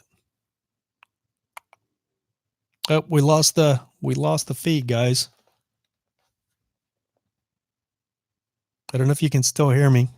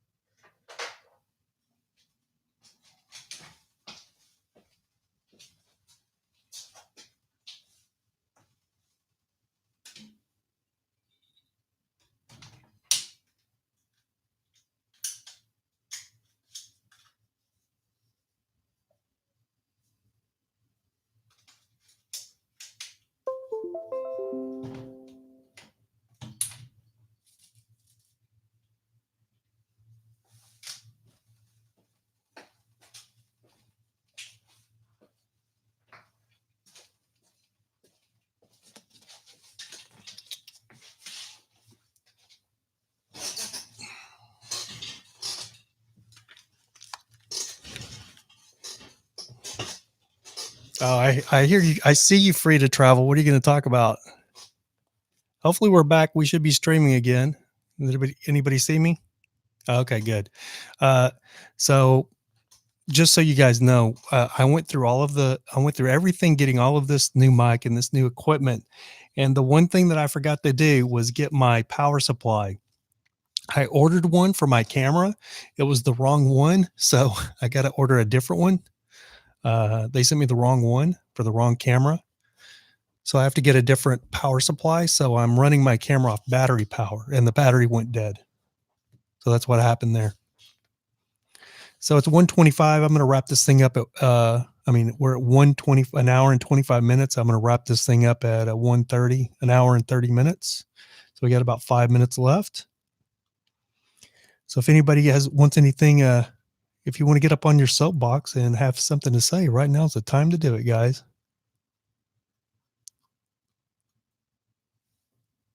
So by the next stream, I will try to have I'll try to have like the power supply for my camera so that doesn't happen. Mr. Kimple says, Rav really stepped out for a smoke. It's 19 degrees there. Whoo, 19 degrees. Yeah, I remember those Wisconsin nights. I was up there when it was that cold. Funny thing is let's see. Amy Preston says, love to all night from Myrtle Beach. Good night, Amy. Thank you so much for stopping in. I love it when I see you guys that I know you guys, and it's so awesome. Christina Harper says, I want Bertha. I want you to give her to me. Ooh, well, it would be hard for me to finance the build out of my Snap-on truck if I just gave Bertha to you.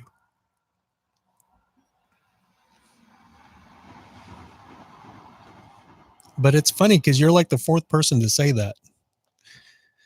So you have to get in line for the free giveaway. I might have to do a raffle or something. So Line Screw 1 can talk nothing but unconditional crap about me doing a raffle and how illegal it is if I decided to give Bertha away. Christina Sarper says, no fair.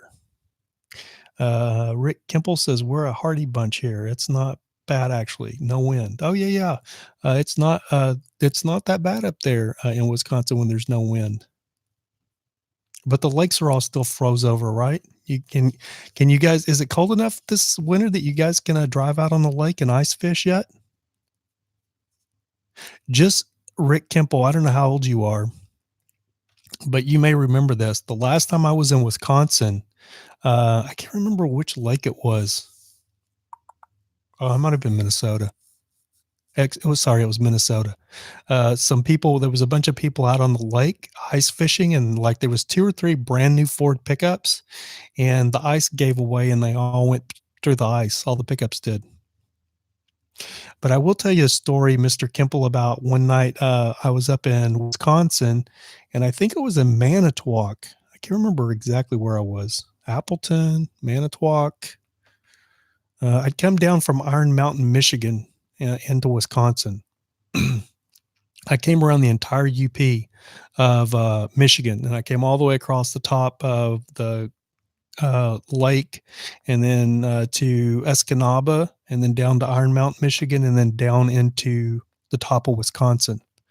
And I pulled into a little town. Might have been Oshkosh. Trying to remember what town it was, but I pulled into this little town and I got a little motel room, and I went over to a bar across the street. Ended up meeting these 2 guys in the bar, and we were doing shots and drinking beer, and about, I don't know, it's probably an hour or 2, and I was pretty lit. And these guys go, hey, you want to go? And they knew I was from Texas because I lived in Texas at the time. Oh, Fond du Lac. Yeah. I know where Fond du Lac is.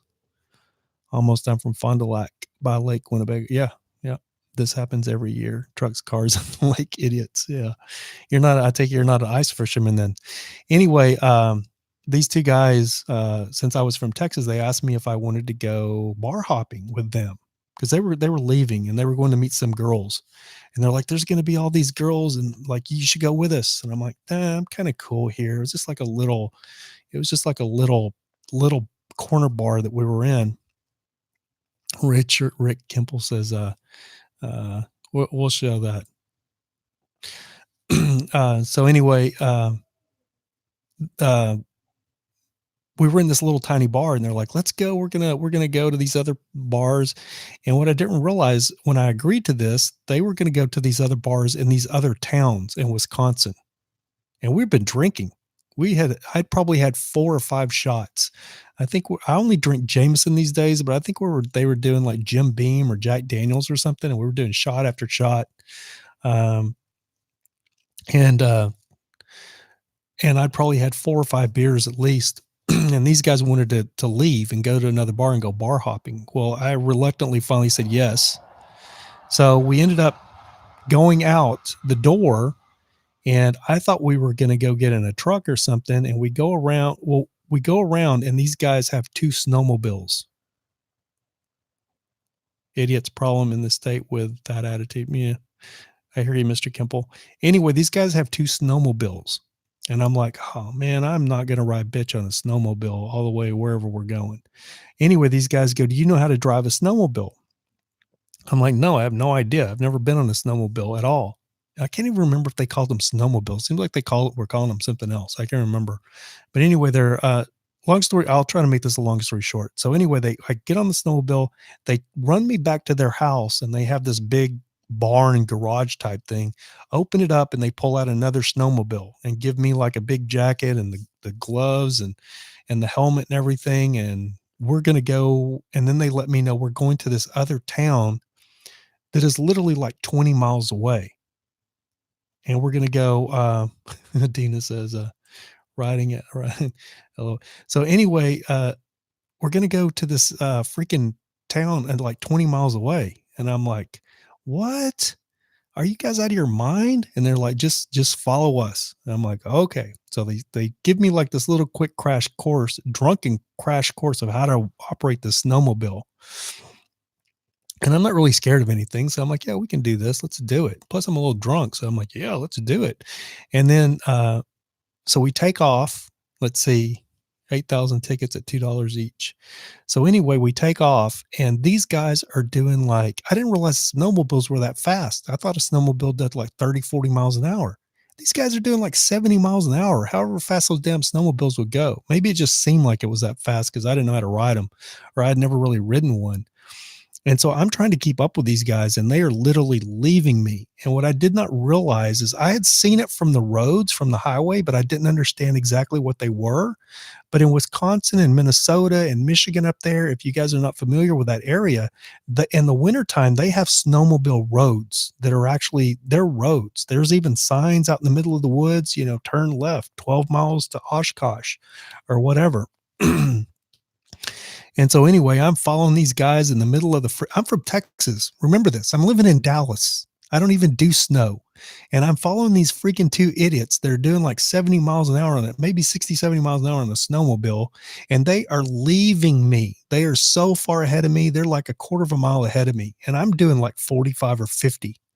And because I'm afraid I'm going to get thrown off, because I don't know if you've ridden the snowmobile, but when you hit you're squatted way down on it, which is nice, but when you hit a bump, that whole snowmobile, the track and everything will come up if you're going pretty fast. And because it was dark, I didn't know the terrain. I didn't even know. I was afraid I was going to run off in a gully or something. Rick Kimple says, yep, they are that fast. Snowmobile trails will stop with stop signs, etc. Yes. So we're running they're not stopping at any of the stop signs. They're not following any of the snowmobile rules. And I think there's a speed limit for the snowmobiles as well. And they're not following that either. So luckily, they got so far ahead of me, they stopped and waited for me, and I caught up. We made it to the next town, the next bar. And we literally went in, shot beer, back on the snowmobiles, going to the next bar in the next town. 375 in gas to get to Parker, maybe. Ooh, that's a lot of money in gas, Tasha. I feel you. Where are you at exactly, Tasha Teeling? Anyway, to finish my story, and so we go on to the next town. We head over to the next town, and that's where the girls and everything was. And we get there, and we go into the bar, and we're talking and everything, and we're sitting there talking. And I said something about, well, at least I said, there was like road signs and stuff out there in the woods. And they're like, yeah, yeah, you know. And I said, well, at least, you know, at least we don't have to worry about getting a, you know, getting, you know, at least we can drink all we want to, and we don't have to worry about getting a DUI or a DWI. And they all kind of looked at each other and laughed, and they go, no, you don't understand, Texas. They have cops out there on snowmobiles looking for drunks on snowmobiles that are doing exactly what we're doing, because this is a state pastime to go to the bars and get drunk and go ride your snowmobile home. So we will go to jail if we get pulled over on the snowmobile. I was like, oh man. And I don't even, and I said, I will be the one that gets pulled over. I'll be that guy. Oh, Tasha, you're in Tampa? Be fun to get out for a bit. Yeah, but the weather in Tampa is great. You know, there's so many of you guys, nomads, out in dirty Tampa. That's what I call Tampa. Dirty Tampa. Paradise Lakes. Oh, yeah, I know all about Tampa, Tasha Teeling. So, anyway, the dirty theaters down, or what's that street you guys have down there with all the freaking, yeah, dirty Tampa. Anyway, so yeah, great story. Good night, Rev. Good night, Ellie. Thank you so much for the super chat. I'm getting ready I'm getting ready we're getting Trampa. Tasha Tinley says Trampa. Getting ready to end this deal here. I said I was going to go 5 more minutes, and that was 10 minutes ago. Night, Ellie. But yeah, anyway, so that was my snowmobile story. But anyway, Tasha Teeling, there's a lot of you guys, a lot of nomads out there in Florida right now. I know RV Rebel Girl is out there. Van Life Sheldon's Travels is out there. I think I don't think Eric, Nomadic Fanatics out there anymore. He might have been. But there's several nomads hanging out in Florida this time of year. But just for the, to reiterate, I would not do the trip across the whole United States, Tasha, for this RTR, because it's in limbo. We literally don't know what it's going to be this year. We really don't. I mean, it could be. We're going to find out if it's. There's a lot of people saying RTR is dead and that it jumped the shark. So it'll be interesting to see. It's nice here, but I've covered most of it. Yeah, I mean, Florida it all kind of looks the same all the way up from, even when you're coming down from the Carolinas and Jacksonville. The one thing, a lot of people that don't know a lot about Florida, though, is Florida is freaking, you get all the snowbirds down there this time of year from like Wisconsin and, you know, Mr. Rick Kimple's neck of the woods from Wisconsin and Minnesota and Michigan and New York and New Jersey. You see all kinds of license plates in Florida. Florida popped assist and they called it Tampa. Jonathan Brockmeyer. That's hilarious. But yeah, but what people don't realize about Florida, I had a chance when I moved to California to move to Miami because I had a buddy that lived in Miami. And I used to spend a lot of time in Miami. I love Miami, especially in the summertime. But South Beach, Miami Beach, West Palm, even all the way up to even Daytona's a cool little town. But the thing people don't realize is like Gainesville and Ocala and Jacksonville, it's freaking redneckville in there, man. People think Texas is bad. It's just as redneckville, and like Central Florida and Northern Florida is just as freaking redneckville as freaking Texas is. It's crazy, absolutely insane. Says actually, Rick Kimple says actually Eric is in Tampa right now getting over bronchitis in his video today. I'd kind of heard rumblings of that. I didn't know for sure if he was in Florida. I don't really watch Eric's videos anymore. I used to watch a lot of Eric's videos back when he first started out. I watched him all the way up till when Camper Van Kevin gave him that black van that he van lifed in for a while, and then he got rid of the van and he got Tilly 2, and then the transmission went out on Tilly 2, and then he was crying because he was stuck in some lot in some podunk town, and the transmission was going to be $3,500 and he didn't have the money for the transmission, And I felt sorry. I felt sorry for him, as a lot of us did. And then he had like 50 stickers to sell, and he ended up selling enough stickers that he was able to buy the new nicer C-Class RV that he had. What did he call that one? I can't remember what he called the last one before this A-Class he got, the one that he put his own personal wrap on. But anyway, he bought that. It was a Star Wars name or something, wasn't it? Yoda. I think he called it Yoda. I could be wrong. Anyway, yeah. So yeah, it was Eric. That's when the whole thing blew up with the stickers thing, because he didn't send out all the people's stickers that bought them. Says Mr. Kimple says, yeah, I'm getting tired of some of his stuff lately. Yoda. Yeah, yeah. What's up with furry? Robert Lyons. Hey, Robert, what's up, buddy? Did you just join us? All right, guys, we're an hour and 40 in. I think we're going to go ahead and wrap this thing up. I want to thank you guys for stopping in tonight. I was struggling to get this live stream going today, guys. It was not easy. And Robert just got here. Did you just get here, Robert Lyons? I think you just got to the room, didn't you? We can hang out for 4 more minutes, Robert, since you just got here. I hate to kill it when you just got to the room. So we're at an hour and 41 minutes, so I'll go to an hour and 45 minutes. I said that last time and freaking ran for another 30 minutes. Night, Mr. Kimple. Thanks for stopping in, buddy. Appreciate it. Robert Lyons, where are you at, buddy? Am I saying your name right? It's Lyons, is it? But is it pronounced like the lion? Lions? Or is it Leon's? So we got 17 people still in the room, guys. We got 19 thumbs up. So if you hadn't hit that thumbs up button, don't forget to hit that thumbs up button.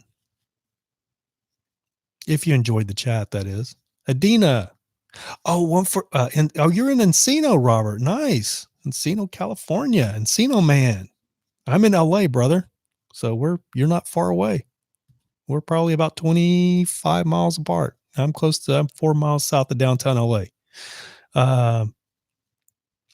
So Adina, one thing I forgot to tell you guys that I was going to say earlier is I actually ended up getting my very first Patreon. How crazy is that? Matilda, from the last 2 streams I did, if you saw those last 2 streams I did, Matilda, there was a Matilda in the room, and she saw my last Nomad News episode, and she ended up just taking it upon herself and going over there and actually signing up as a $5 a month Patreon. So I've had Patreon. I set my Patreon up probably about 3 or 4 years ago. I mean, it's been a while. I spent all night one night. I started setting it up like at 10 o'clock, and I spent like 2 or 3 hours like setting it up and trying to make it like I wanted. I had no idea how the money option thing was supposed to work, but I ended up setting it all up, and then I just never did anything with it, and never asked anybody to be a patron or anything. And then because I didn't want to get the whole getting accused of being an e-beggar and all that crap, all that negativity that I see in the comments of so many other YouTubers that promote their Patreon. So I was like, I'll just leave that alone. But anyway, she took it on herself to go over there and sign up as my very first Patreon. So Matilda was my very first Patreon, and she actually emailed me and let me know and just sent me the nicest, like literally the nicest message, like, hey, I don't care if you like, I know a lot of patrons like do special content for their patrons and stuff like that, but I'm just letting you know I didn't sign up for that, for any special perks. I just signed up because I appreciate your videos and I appreciate you putting the work into them and I enjoy them, and that's the reason I signed up as your Patreon. So I know Matilda's not in the room. I was hoping we would see her tonight, and she was probably going to be there if I'd have come on at 7:30 like I'd have planned. But she didn't make it. But I just wanted to give Matilda a shout out and thank her so much for being my very first Patreon. I was blown away by that, especially when I really didn't even ask anybody to do that. Free to Travel says, yep, it takes a while to set up. So Free to Travel, do you have a YouTube channel? Robert Lyons says, this is my first Nomad live chat. Glad to meet you, man. Yeah, Robert, glad to meet you, buddy. We were just getting ready to wrap this up, but thanks for stopping in. When will you be on next? I'm going to try to do this once a week, and I set it up for Friday today, to try to be able to do it Friday, because a lot of times I'm out and about on Saturdays, but it really didn't work out for me at all this Friday. So earlier, I can do it later. I can always do it later, but it's hard for people to, everybody aren't night owls or nocturnal like we are. But I don't mind. I don't care about really how many people show up or how many people we are. We've got 13 people in here now, and that's like fine. Free to Travel goes, yep, got a channel last uploaded 10 years ago. Okay, buddy. 10 years ago. So 2010? That's been a minute. My first upload was in 2006, but I did about maybe 5 or 6 videos that were up for several years, and then I got self-conscious about them and erased them or deleted them. And then I wished I hadn't have done that afterwards, because now it shows my first upload in 2009, because that was the first time I actually produced a video that I thought was YouTube worthy. My very first YouTube videos were me talking to other YouTubers. We used to make YouTube videos back and forth to each other because there was nobody on YouTube. Free to Travel says, yeah, I've been slack. Anyway, guys, we're going to wrap this up. It's 46 minutes after. I just want to say, for those that are in the room, be sure Tasha Teeling, she is a nomad with a YouTube channel. Paul Barger was in here. He is a nomad that has a YouTube channel, the Bread Trucker. Do we have anybody else that has I'll give you guys a shout out. Who else do we have in here? Ellie Connection. She has Instagram. I don't know if Ellie's got a YouTube. I don't think we have any more YouTubers. I'm going back through, trying to get everybody a shout out. Travman may, but I don't remember what it is. Yeah, I think that's going to about do it. So Tasha Teeling, she's got a YouTube channel. I talked about her in my last episode of Nomad News. I plan on trying to do 2 or 3 episodes of Nomad News a week, guys, and at least 1 or 2 videos for my other channel, Nomad Nation. I'm going to be doing unboxing things and stuff like that, reviews over there on that channel. And my vlogs for my rig and stuff will be over on the Nomad Nation channel. I'm just going to stick this to these live streams and doing the live streams and doing the Nomad News episodes. Probably all you're going to find on this channel. I'm also in the works of trying to get a good podcast started, and I'm trying to talk my boss into being my co-host, and she's a really pretty Asian girl. And I've got all of these mics. Let me show you. Where are they at?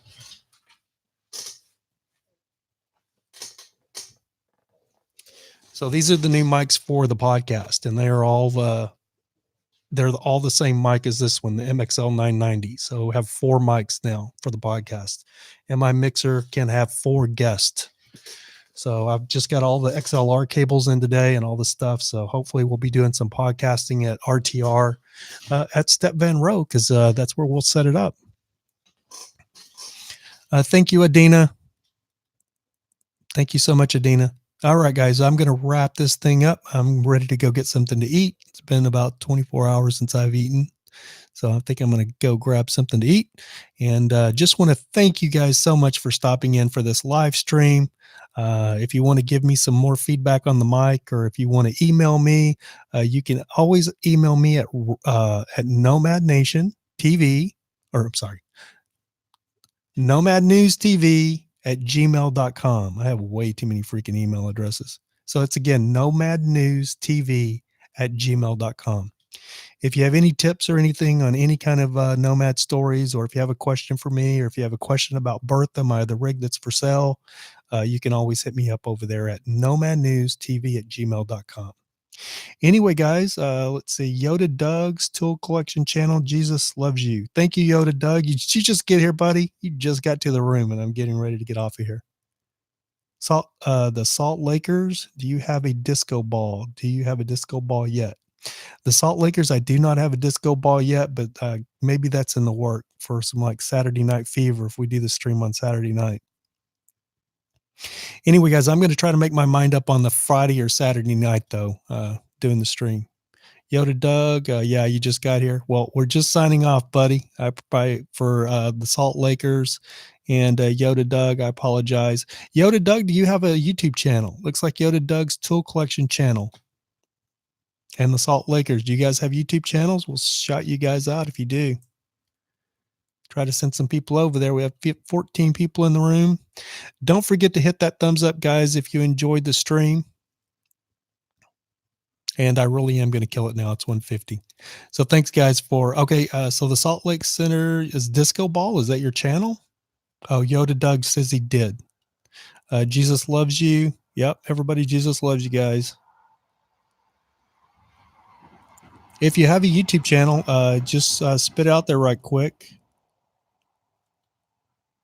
Yoda Doug tool collecting channel. I got some cool content. So I'm taking it that it's with tools. You do know that I live in a retired Snap-on truck, right? Good night, Mr. Kimple. All right, guys, that's going to do it. And remember, everything you've ever wanted is sitting right on the other side of fear. Christina Harper, be sure to check out her channel. Her YouTube channel is Christina Harper. So you can see her name right there in the chat, and you can just click on her icon, and it'll say go to her channel, and you can go to her channel. Check out her channel. All right, guys, that's going to do it. Hope you have a great weekend, and we'll see you back here next live stream, which I'm going to try to do next Friday again, probably, but we'll be from RTR, hopefully, if everything goes right. Waves, good night to everyone. Good night, Free to Travel. Thank you guys again so much for showing up. I appreciate it. Got to test this new mic, which I'm pretty stoked with it. So I think this was, even though I was way late, I think this stream was a total success. Anyway, guys, that's going to end it. Bye-bye.